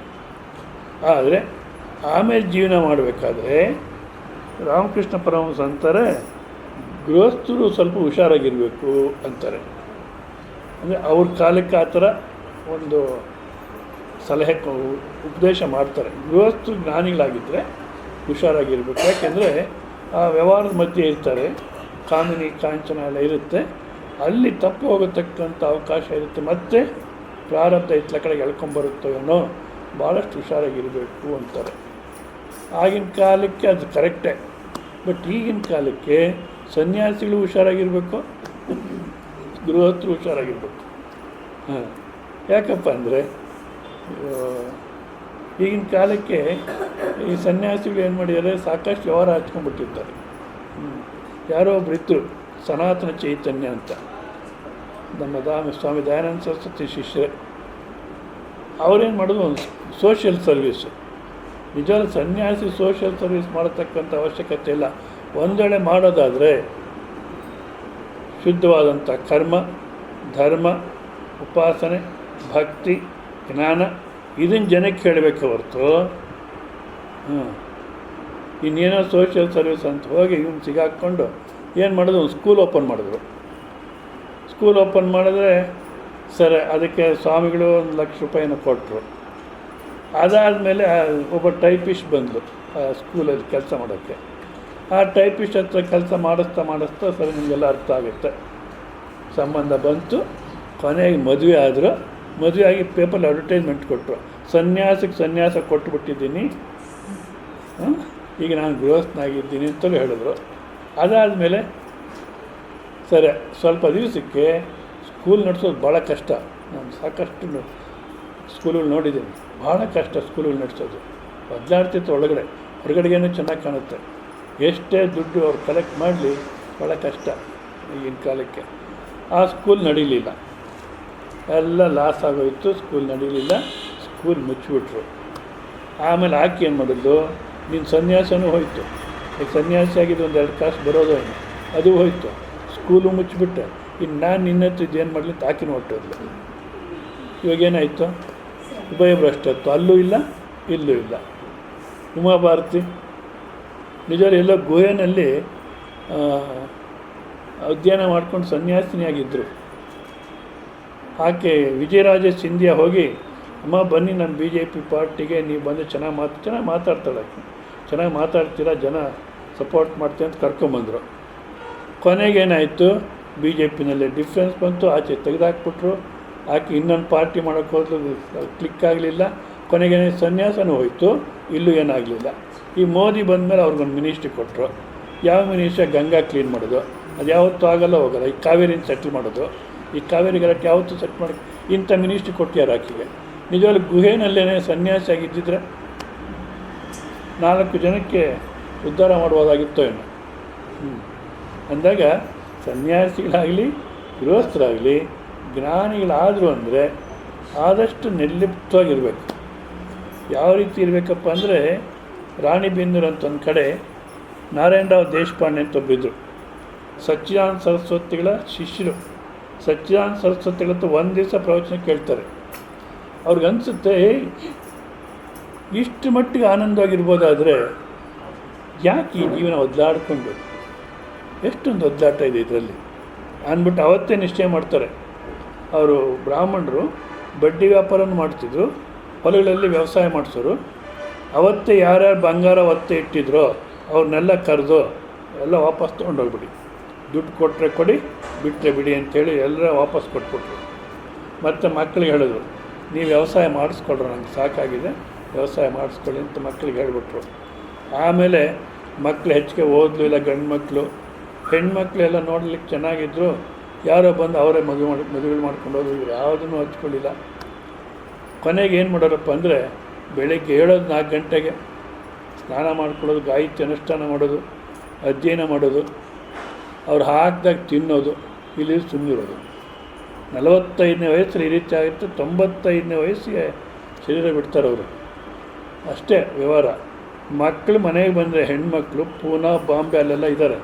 ಅವ್ರ ಮನೆಗೆ ಬಂದರೆ ನಿಮ್ಗೆ ಎಷ್ಟು ಜನ ಮಕ್ಕಳು, ಏನು ಓದ್ತಾರೆ ಅಂತ ಕೇಳ್ತಿಲ್ಲ, ಗೊತ್ತೇ ಇರಲಿಲ್ಲ ಅವ್ರಿಗೆ ಯಾರಿಗೆ ಎಷ್ಟು ಜನ ಮಕ್ಕಳು. ಅಮ್ಮ ಒಂದೊಳ್ಳೆ ಮಾತಾಡಿದ್ರೆ ಭಗವದ್ಗೀತೆ ಓದ್ತೀಯಾ, ಧ್ಯಾನ ಮಾಡ್ತೀಯಾ, ಜಪ ಮಾಡ್ತೀಯಾ ಅಂತ ಕೇಳೋರು. ಏನಪ್ಪ ನಾವು ಬಂದರೆ ನೀನು ಸ್ಥಿತಿ ಏನು ಗತಿ ಏನಂತ ಕೇಳಲ್ಲ. ಮಕ್ಕಳೆಷ್ಟು ಜನ ಏನು ಓದ್ತಾರೆ ಅಂತ ವಿಚಾರಿಸಲ್ಲ. ಏನೋ ಜಪ ಅಂತೀಯಾ, ಗೀತೆ ನೋಡು, ಅದೆಲ್ಲ ಪ್ರಾರಂಭ ಪ್ರಕಾರ ನಡ್ಕೊಂಡು ಹೋಗುತ್ತೆ. ಸುಮ್ಮನೆ ಒದ್ಲಾಡಬೇಡ. ಈಗ ಇಲ್ಲಿರೋ ತನಕ ಜಪ ಹೇಳ್ಕೊಡ್ತೀನಿ, ಗೀತೆ ಹೇಳ್ತೀನಿ, ಕೇಳು. ಮಕ್ಕಳು ಅವ್ರು ಏನಾಗಿ ಬಂದಿರೋ ಅದಾಗ್ತಾರೆ, ಸುಮ್ಮನೆ ಒದ್ಲಾಡಬೇಡ. ಇದೇ ಥರ ಮಾತಾಡೋದು ಅದು. ಇಲ್ಲಾಂದ್ರೆ ಏನು ಮಾತಾಡ್ತಿರಲಿಲ್ಲ. ಒಂಗೋಲಲ್ಲೊಬ್ಬರು ಇದ್ದಾರೆ, ಗೃಹಸ್ಥಿಯಿಂದಲೇ ಇದ್ದಾರೆ, ವೈಶ್ಯ ಕುಟುಂಬ. ಅವರು ಅಷ್ಟೇ ಅಂತ ನಾನು ನೋಡಿಲ್ಲ. ಒಂದು ಸಲ ಹೋದಾಗ ನೋಡೋಣ ಅಂದರೆ ಆಗಲಿಲ್ಲ. ಅವರು ಅಷ್ಟೇ, ಯಾರತ್ತು ಏನು ಮಾತಾಡೋಕ್ಕೆ ಹೋಗಲ್ಲಂತ. ಅವ್ರ ಸಂಸಾಧನೆ ತಮ್ಮ ವಿವೇಕದಲ್ಲಿರೋದು, ಕೊಟ್ಟರೆ ತಿನ್ನೋದು, ಇಲ್ಲಿ ಸುಮ್ಮನಿರೋದು. ಹೌದಾ? ಒಂದು ಸಲ ಹೆಂಡತಿ ಹೇಳ್ತಾಳಂತೆ, ನೋಡ್ರಿ ಅಳಿಯ ಬಂದಿಯಾನೆ, ನಮ್ಮ ಹತ್ರ ಮಾತಾಡಿದ್ವಿ ಪರವಾಗಿಲ್ಲ, ಅವನ ಹತ್ರನ ಮಾತಾಡಿ. ಒಂದು ವೇಳೆ ಅವ್ನು ಕೋಪ ಮಾಡ್ಕೊಂಬಿಟ್ರೆ ಇನ್ನೇನು ಅವ್ನು ಕೋಪ ಮಾಡ್ಕೊಳ್ಳೋದು. 20 ವರ್ಷ ಆಯ್ತು ಮದುವೆ ಆಗಿ, ಹುಡುಗಿನ ಮದುವೆ ಆಗಿ 20 ವರ್ಷ, ಇನ್ನೇನು ಅವ್ನು ಕೋಪ ಮಾಡ್ಕೊಳ್ಳೋದು. ಏನು ಬೇಡ, ಮಾತಾಡಲಿಲ್ಲಂತೆ. ಅಂದರೆ ಆ ರೀತಿ ಇಲ್ಲದೆ ಇದ್ರೂ ಒಂದು ವೇಳೆ ಮಾತಾಡಿದ್ರು ತಪ್ಪಿಲ್ಲ, ಮಾತಾಡಿದ್ರೂ ಹಚ್ಕೊಳ್ಳೋಕೆ ಹೋಗಬಾರ್ದು. ಹಚ್ಕೊಳ್ಳೋಕೆ ಹೋದರೆ ಮತ್ತೆ ಸಿಗಾಕೊಂತೀವಿ. ಆದ ಕಾರಣ ಏನು ಏಕಾಂತೆ, ಅದಕ್ಕೋಸ್ಕರ ಏಕಾಂತದಲ್ಲಿರಬೇಕು. ಸನ್ಯಾಸಿಗಳಿಗೆ ಸಾಧ್ಯವಾಗ್ತಿಲ್ಲ ಇವಾಗ ಏಕಾಂತ. ಬೆಳಿಗ್ಗೆ ಎದ್ದಾರಿಂದ ರಾತ್ರಿ ಮಲಗೋ ತನಕ ವ್ಯವಹಾರದಲ್ಲೇ ಇರ್ತಾರೆ.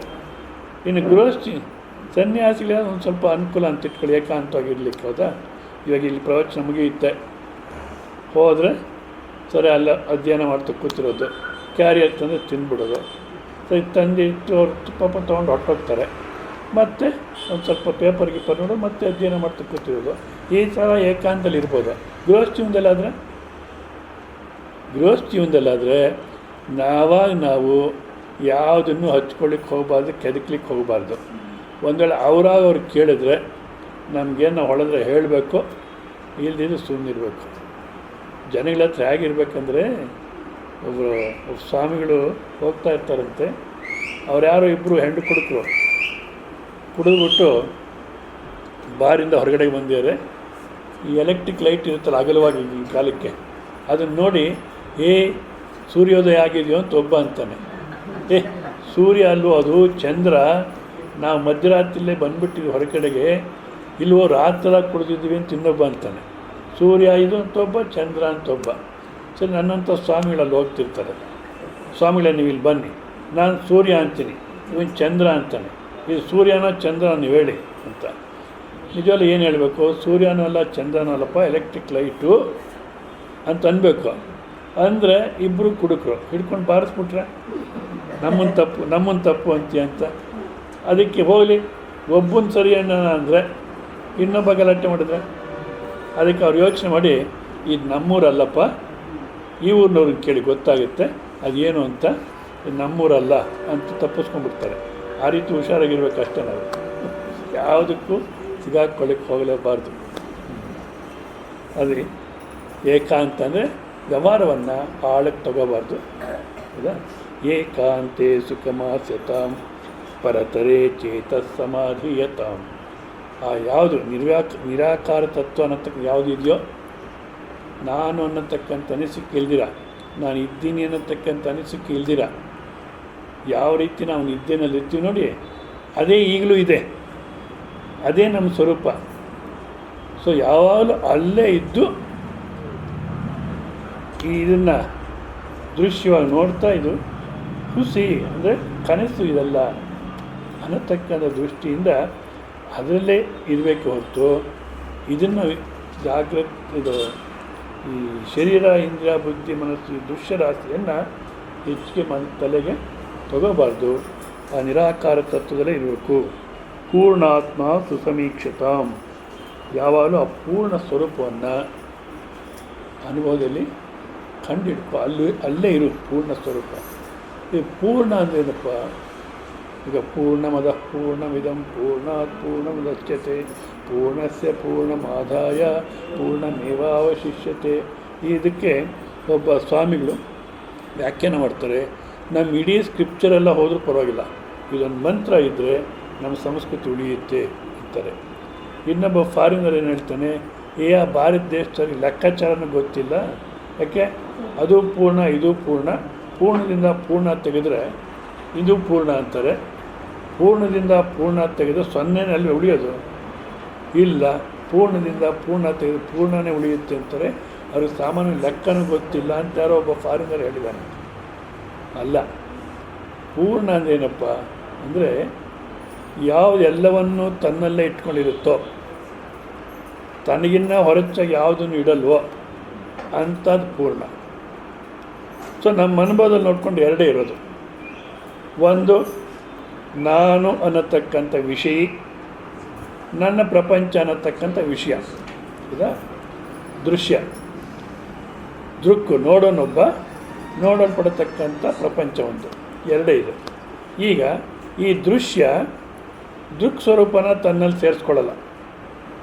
ಯಾಕೆ? ನೋಡೋಣ ಅವಾಗ ಬೇರೆಯಾಗಿರ್ತಾನೆ, ಈ ವಸ್ತುಗಳು ಬೇರೆ ಆಗಿರುತ್ತೆ, ತನ್ನಲ್ಲಿ ಸೇರಿಸ್ಕೊಳ್ಳಲ್ಲ. ಹೌದಾ? ಮತ್ತು ದೃಶ್ಯರಾಶಿ ದೃಕ್ ಸ್ವರೂಪನ ಸೇರಿಸ್ಕೊಳ್ಳಲ್ಲ, ದೃಕ್ ಸ್ವರೂಪ ದೃಶ್ಯರಾಶಿನ ಸೇರಿಸ್ಕೊಳ್ಳಲ್ಲ. ಇದು ಬಿಟ್ಟರೆ ಮೂರನೇದು ಯಾವುದು ಗೊತ್ತಿಲ್ಲ ನಮಗೆ. ಮತ್ತು ಅದು ಪೂರ್ಣ ಇದು ಪೂರ್ಣ ಅಂತಾರಲ್ಲ, ದೃಶ್ಯನೂ ಪೂರ್ಣ, ನೋಡೋನು ಪೂರ್ಣ ಅಂತ ಹೇಳ್ತೀರಲ್ಲ. ಅಂದರೆ ಹಾಗಲ್ಲ. ಎಚ್ಚದ ಅವಸ್ಥೆಯಲ್ಲಿ ನಾನು ನನ್ನ ಪ್ರಪಂಚ ಅನ್ನೋದಿದೆ.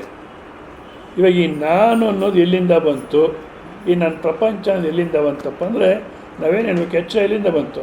ನಿದ್ದೆಯಿಂದಲೇ ಬಂತು ಅನ್ಬೇಕು. ನಿದ್ದೆಯಿಂದ ಬಂತು ಅಂದರೆ ಆ ನಿದ್ದೆನಲ್ಲಿ ಏನಿತ್ತು? ಏನಿತ್ತಪ್ಪ ನಿದ್ದೆ ಅಂದಾಗ? ನಿದ್ದೆ ಅನ್ನತಕ್ಕಂಥ ವಸ್ತು ಇರಲಿಲ್ಲ. ಮತ್ತೇನಿತ್ತು? ಶರೀರ, ಇಂದ್ರಿಯ, ಬುದ್ಧಿ, ಮನಸ್ಸು, ಅಹಂಕಾರ, ಪ್ರಪಂಚ ಎಲ್ಲವನ್ನು ಬಿಡಿಸ್ಕೊಂಡಿರ್ತಕ್ಕಂಥ ಪವಿತ್ರವಾದಂಥ ಅಸ್ತಿತ್ವ ಇತ್ತು, ನಿರ್ಲಿಪ್ತವಾದಂಥ ಅಸ್ತಿತ್ವ. ಆ ಅಸ್ತಿತ್ವನೇ ನನ್ನ ಪ್ರಪಂಚ ಅನ್ನತ್ತ ಕಾಣ್ತಿದೆ, ನಾನು ಅನ್ನೋ ರೀತಿ ಕಾಣ್ತಿದೆ ಅಂದಾಗ ಈ ನಾನು ಅನ್ನೋದನ್ನು ತನ್ನಲ್ಲೇ ಇಟ್ಕೊಂಡಿರುತ್ತೆ, ಈ ಪ್ರಪಂಚ ಅನ್ನೋದು ತನ್ನಲ್ಲೇ ಇಟ್ಕೊಂಡಿದೆ. ಅದನ್ನು ಬಿಟ್ಬಿಟ್ಟು ಈ ನಾನು ಅನ್ನೋದು ಇಲ್ಲ, ಪ್ರಪಂಚವೂ ಇಲ್ಲ. ಅದಕ್ಕೋಸ್ಕರ ಅದೇ ಪೂರ್ಣ ಸ್ವರೂಪ. ಅದೇ ಅಂದರೆ ಯಾವುದು? ಅರ್ಥವಾದರೆ ಸಮಾಧಾನವೇ ಇಲ್ಲ. ಯಾಕೆ? ನಾನೇ ಪೂರ್ಣ ಸ್ವರೂಪ ಅನ್ನೋ ಅಷ್ಟೊತ್ತಿಗೆ ಆ ನಾನು ಅನ್ನೋದು ಪಕ್ಕಕ್ಕೆ ಹೋಗ್ಬಿಡುತ್ತೆ, ಬಿದ್ದೋಗ್ಬಿಡುತ್ತೆ. ಸಮಾಧಾನ ಹೇಳೋಕ್ಕೂ ಯಾರಿರಲ್ಲ. ಸೊ ಅಂಥ ಪೂರ್ಣ ಸ್ವರೂಪ ಅನ್ನೋದನ್ನು ಮತ್ತೆ ಮತ್ತೆ ವಿವೇಕ ಮಾಡ್ತಾ ಕೂತಿರು. ಮನೆಯಲ್ಲಿ ಜಗಳಾಡೋಕ್ಕೆ ಹೋಗಬೇಡ. ಏನನ್ನ ಮಾಡ್ಕೊಳ್ಳಿ, ಸತ್ಯನ ಮಾಡ್ಕೊಂಡು ಮಕ್ಕಳನ್ನ ಮಾಡ್ಕೊಳ್ಳಿ ಸಾಕೆಲ್ಲ ಅಂತ ಆ ಪೂರ್ಣ ಸ್ವರೂಪದಲ್ಲಿ ಇಳಿಯೋಕ್ಕೆ ಪ್ರಯತ್ನ ಮಾಡಬೇಕು. ಪೂರ್ಣ ಆತ್ಮ ಸುತಮೀಕ್ಷಿತ ಅಂತಾರೆ. ಇಲ್ಲಿಗೆ ನಿಲ್ಸಿರೋಣ. ಮತ್ತು ಸಂಜೆಗೆ 6:30 7 ಗಂಟೆ ತನಕ ಭಜನೆ, 7ರಿಂದ 8 ಗಂಟೆ ತನಕ